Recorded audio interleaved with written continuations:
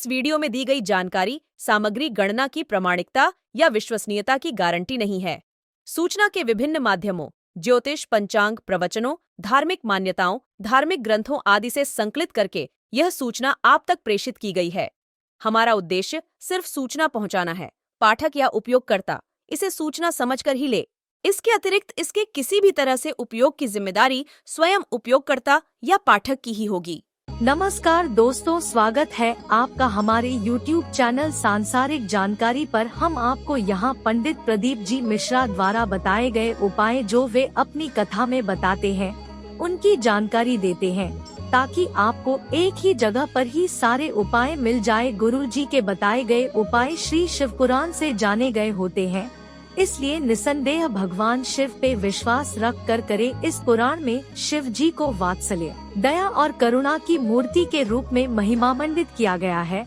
इस पुराण का पाठ करने से भक्तों के अंदर भी ऐसे ही गुणों का संचार होता है, यानी भक्तों का चरित्र भी भगवान शिव की ही तरह बनने लगता है। जो भक्त शिव पुराण का विधि पूर्वक पाठ करते हैं, वो जीवन मरण के चक्र से भी मुक्ति पा जाते हैं। पूजा करते समय हिंदू धर्म में कुछ खास चीजों का अनिवार्य तौर पर उपयोग किया जाता है। इनमें से एक है कपूर। कपूर की भीनी भीनी खुशबू में नकारात्मक ऊर्जा को हटाकर सकारात्मक ऊर्जा लाने की शक्ति होती है। कपूर पूरे वातावरण को शुद्ध कर देता है। धर्म के अलावा ज्योतिष और वास्तु में भी कपूर को बहुत अहमियत दी गई है। कपूर को पूजा से लेकर अपनी मनोकामनाएं पूरी करने के लिए ज्योतिष वास्तु के उपायों और टोटकों में भी उपयोग किया जाता है, जो कि बेहद प्रभावी नतीजे देता है। आज कपूर के आसान उपाय जानते हैं, जो धन संपत्ति, सुख, अच्छी मैरिड लाइफ देते हैं। में जब दिया लगाओ और मंदिर में जब दीप प्रज्वलित करो, उस समय पर जब मंदिर में दीप लगाएं और मंदिर में जब दिया प्रज्वलित करें, अगर गोल बाती है तो वो तो दिए के बीच में ही होगी, फूल बाती है तो वो दिए के बीच में होगी। और मान लो अगर लंबी बाती लेकर गए हो, लंबी बाती को लेकर पहुंचे हो, तो अगर दीप लगा रहे हो, कामना रख कर लगा रहे हो कि मेरी ये कामना है, तो वो दीप का, बाती का मुख अपनी ओर रखना, पर कोई कामना नहीं। हम भगवान को केवल इसलिए रिझा रहे हैं कि मेरा भोलेनाथ मेरा भंडार भरे और मेरे घर में सुख समृद्धि दे। तो दीप की बाती का मुख भगवान की ओर होना चाहिए, कि हमने तेरे भरोसे पर छोड़ दिया। अब हम किसी से नहीं पूछेंगे कि हमें क्या करना है। ये दीप की जो बाती का मुख है वो आपकी ओर है, अर्थात मेरा जो जीवन है, मेरा जो संपूर्ण परिवार है, मेरा जो कुटुंब है, मेरा जो कबीला है, मैं जिस घर में निवास करती हूँ, मैं जिस घर में रहता हूँ, उस घर का संपूर्ण कारभार सब तुम्हारे भरोसे पर है। तो बाती का मुख कहाँ हो गया? भगवान की ओर हो गया। बाती का मुख फिर भगवान की। और ज्यादातर लोग दिया जो लगाते हैं ना, वो अपनी ओर बाती करके ही लगाते हैं। मतलब इनकी कामना चलती ही रहती है 24 घंटे। कुछ कुछ कामनाएं इनकी जागरूक रहती है, इनकी कामनाएं निरंतर रहती है। पर उस बाती में जब आप अपना संपूर्ण परिवार, संपूर्ण अपने परिवार का, दुकान हो, धंधा हो, व्यापार हो, व्यवसाय हो, चाहे आप जितना भी कार्य कर रहे हो, फैक्ट्रियां चला रहे हो, वो सब अपने भगवान के भरोसे पर दे दिया, भगवान की ओर दे दिया। तो इसका मतलब ये नहीं है कि बाती का मुख भगवान की ओर हो तो तुम भगवान के बिल्कुल करीब में बाती का मुख कर लगा दो और भगवान को मालूम पड़े चोट लग जाए, ऐसा भी नहीं।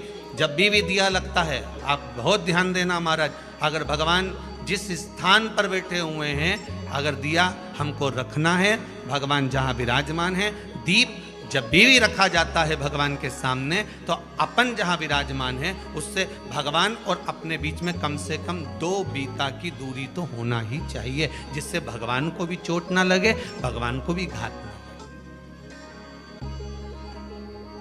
तुलसी महारानी को जो दिया लगाया जाता है, वो तुलसा महारानी से दूर लगाना चाहिए। तुलसी के क्यारे में दीप लगाने का प्रमाण नहीं है कि तुम तुलसी के क्यारे के अंदर दिया लगाओ। पहले तो ऐसा नियम था कि तुलसी का जो क्यारा बनता था, उसमें एक नीचे अलग से दिया रखने की जगह बनती थी, तो उसमें दिया रख दिया जाता था। आज के ज़माने में इतनी जगह ही नहीं कि वह में रखो, तो लोग वो कुंडा में धर के आ जाए। अब वो कुंडी में रख के आए, मालूम पड़े तुलसी महारानी का पत्ता मुरझा जाता है, तुलसा महारानी भी ऐसी मूर्छित हो जाती है, तुलसा महारानी भी चारों तरफ से वो दिए की लो से जल जाती है। ऐसा दीप लगाने का कोई फायदा नहीं, ऐसे दीप की कोई महत्वता नहीं है। किसी को कष्ट देकर, किसी को परेशान कर कर, देवता हो चाहे आप हो, आप किसी को कष्ट देकर, किसी को परेशान कर कर अगर भजन कर रहे हो तो उसका कोई सुख नहीं है, हमारा उसका कोई आनंद नहीं है। किसी को भी कष्ट देकर अगर आपने भजन भी किया, यज्ञ भी करा, दान भी करा, पुण्य भी करा, सत्कर्म भी करा, भजन भी करा, शाम को 4 बजे से लेकर 7 बजे के बीच में शंकर और पार्वती के भ्रमण का समय रहता है। मेरे देवाधिदेव महादेव और माता पार्वती के भ्रमण का समय, भगवान शंकर पार्वती घूमने को निकले। इसलिए हमारा सनातन धर्म कहता है शाम के समय पर माताओं को झाड़ू नहीं लगाना चाहिए, शाम के समय पर माताओं को चूड़ी बिछिया नहीं बदलना चाहिए, शाम के समय पर माताओं को मांग में सिंदूरा नहीं भरना चाहिए, शाम के समय पर माताओं को बाल नहीं बांधना चाहिए, शाम के समय पर माताओं को चौखट पर नहीं बैठना चाहिए। उसका कारण क्या है? क्योंकि पार्वती जी ने भगवान भोलेनाथ जी से कहा था कि तुम मुझे रोज शाम के समय प्रदोष काल में भ्रमण के लिए लेकर जाते हो, मेरे लिए आज्ञा क्या है? शंकर भगवान ने कहा सुनो पार्वती, मंदिर के अंदर नंदी रहता है, जाने वाला यात्री जब मंदिर में मेरा दर्शन करने आता है तो नंदी के कानों में कहकर जाता है कि शिव जी को मेरे यहाँ लेकर आना। मैं नंदी के अनुसार उनके घर जाता हूँ, मेरा काम है उनका कल्याण करना और तेरा काम है उनके घर की नारी को अखंड सौभाग्यवती का वर प्रदान करना, ये तेरा काम है। तब पार्वती माता ने कहा अखंड सौभाग्यवती होने का वर मैं तो दे दूंगी, पर उस समय पर माताएं चूड़ी बदल रही होगी और हाथ से चूड़ी निकाल रही होगी तो मैं वर कैसे दे सकती हूँ? मांग भर रही होगी तो मैं वर कैसे दे सकती हूँ? उस समय पर चूड़ी बिछिया बदला जा रहा होगा तो मैं वर कैसे दे सकती हूँ? उस समय पर झाड़ू लग रही होगी तो मैं लक्ष्मी को वहां कैसे भेज सकती हूँ? आप बताओ। तो शंकर भगवान ने कहा प्रदोष का समय एक ऐसा समय होता है, शाम का समय ऐसा होता है जिस समय पर केवल शंकर और पार्वती की आराधना का समय होता है।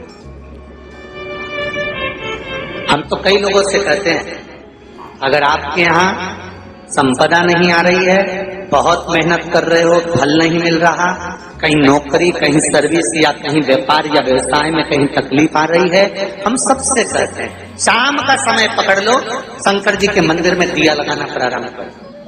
शिव मंदिर में अगर दिया नहीं लगा रहे हो तो बेलपत्री के पेड़ के नीचे दिया लगा। बेलपत्री और शंकर जी के मंदिर में दिया नहीं लगा रहा तो शंकर जी के मंदिर के बाहर चौखट पर दिया लगा।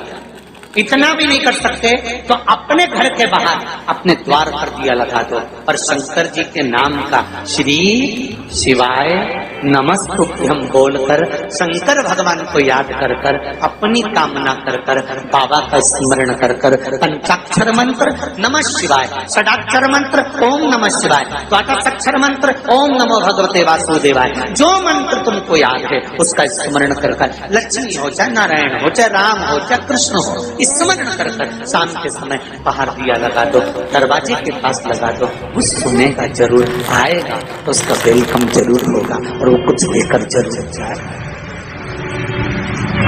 नियम तो बनाओ, उसकी चौखट पर जाकर कहना होता है।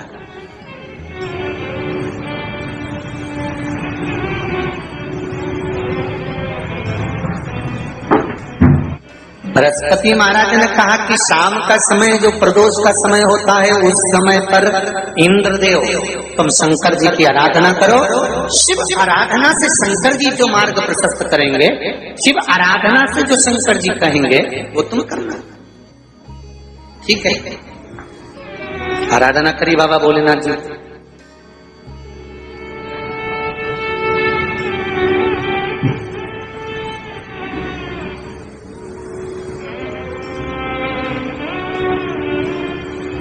मालूम नहीं था इंद्रदेव को। बृहस्पति महाराज ने प्रदोष की महत्वता समझाई तो प्रदोष का समय जानकर शंकर जी पर 7 बेलपत्र प्रदोष के दिन इंद्र ने समर्पित कर दी बिना सोचे। कितनी बेलपत्र? 7।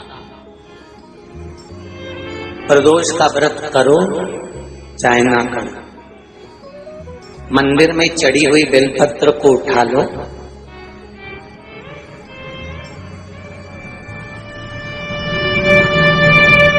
बेलपत्र का ब्रह्म कमल बना लो,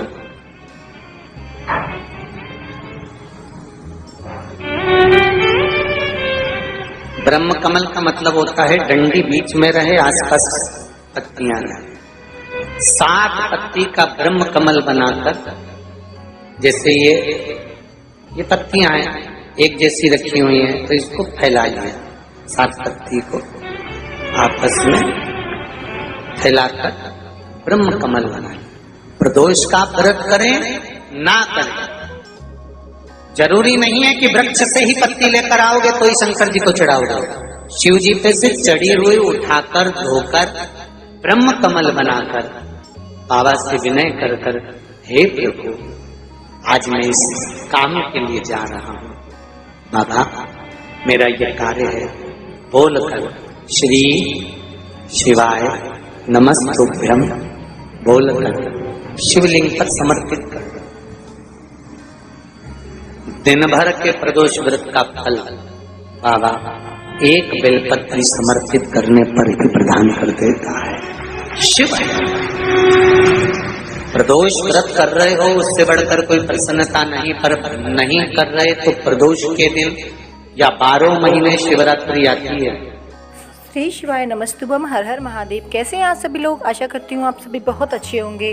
देखिए, जो भी मेरे चैनल पर पहली भाई बहन पहली बार आए हैं वह मेरे चैनल को सब्सक्राइब कर लें। मेरी वीडियो कैसी लगती है कमेंट में हर हर महादेव लिखना ना भूलें।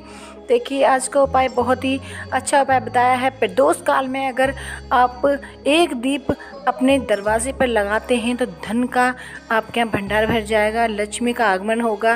कहते हैं प्रदोष काल में शिव पार्वती भ्रमण के लिए निकलते हैं, तो नंदी के कान में जाकर अगर आप मंदिर जाते हैं तो उनके कान में अवश्य कह के आएँ कि भ्रमण के लिए आप शिव जी और पार्वती को लेकर आते हैं प्रदोष काल में शाम के टाइम, तो हमारे यहाँ अवश्य लेके आएँ। तो ऐसे कान में कह के आना है नंदी के कान में, और आपको आना है घर। शाम को आपको एक दीप लगाना है, शाम को अपने दरवाजे के पास लंबी बाती का लगाना है घी का, और आपको प्रचलित करते समय यही बोलना है कि हे नंदी बाबा, आप शिव जी पार्वती को भ्रमण करने के लिए लेके आए हैं तो हमारे यहाँ उनको लेकर अवश्य आएं। पृथ्वी पर प्रदोष काल में शिवरात्रि में एकादशी पर शिव पार्वती पृथ्वी पर भ्रमण के लिए आते हैं, तो इसलिए आपको दरवाजे पर एक घी का दीपक अवश्य ही लगाना चाहिए। इससे आपके यहाँ धन में बरकत होगी, आपके यहाँ धन संपदा खूब बढ़ेगी, कोई भी कष्ट बीमारी नहीं रहेंगी, आपके धन संपदा की जो भी कमी है वो कमी पूरी होगी। जिस व्यक्ति के यहाँ धन की बहुत कमी है, कष्ट बहुत ज़्यादा है, विपदा आ पड़ी है, समझ नहीं आ रहा है क्या करें, तो प्रदीप मिश्रा जी ने शिव पुराण में बता दिया है कि अगर आपके यहाँ ये सब परेशानियां हैं तो आप एक उपाय अवश्य कर लें। प्रदोष काल में एक दीपक अवश्य लगाएं। देखिए, अगर आप मंदिर नहीं जा सकते या आप शिवालय नहीं जा सकते, बेलपत्र के पेड़ के पास दीप नहीं लगा सकते, तो एक अपने दरवाजे पे अवश्य ही लगा दें। देखिए, वैसे बहुत ही शुभ उपाय बताया गया है कि बेलपत्र का पेड़ अगर आपको कहीं मिल जाए तो उस पर एक दीप प्रदोष काल में आप शाम के टाइम ज़रूर लगा कर आएँ। इससे आपके यहाँ जो भी धन की कमी है वो पूरी हो जाएगी, जो भी आपके यहाँ कष्ट है वो समाप्त हो जाएगा, आपकी जो भी मनोकामनाएं वो पूर्ण अवश्य ही हो जाएंगी। प्रदीप मिश्रा जी ने अपनी कथा में ये भी बताया है, उनका ही उपाय सुनकर मैं आपको बताने का प्रयास कर रही हूँ। जो भी व्यक्ति प्रदोष काल में शाम के टाइम मंदिर जाकर एक दीप लगाए, जो भी अपनी कामना है, कामना को जानकर आपको रखकर अगर दीप लगानी है तो वो लंबी बाती का दीप अब लगाते वक्त उसका मुख अपनी तरफ कर कर ही लगाएं। अगर कोई कामना नहीं है, वैसे ही आप शिव जी को रिझा रहे हैं, आपके यहाँ धन संपदा हमेशा रहे, आपके यहाँ सुख शांति बनी रहे, तो आप उस दीप का मुख शिव जी की तरफ कर दें। अगर आपकी कोई कामना है तो उस दीप का मुख अपनी तरफ लगाएं लंबी। तो दोस्तों, यहाँ पे हमारी वीडियो समाप्त हुई। उम्मीद करती हूँ हमारी ये जानकारी आपको जरूर पसंद आई होगी। हमारी वीडियो को लाइक जरूर करें और हमारे चैनल को सब्सक्राइब और शेयर करना ना भूले। जय श्री राम,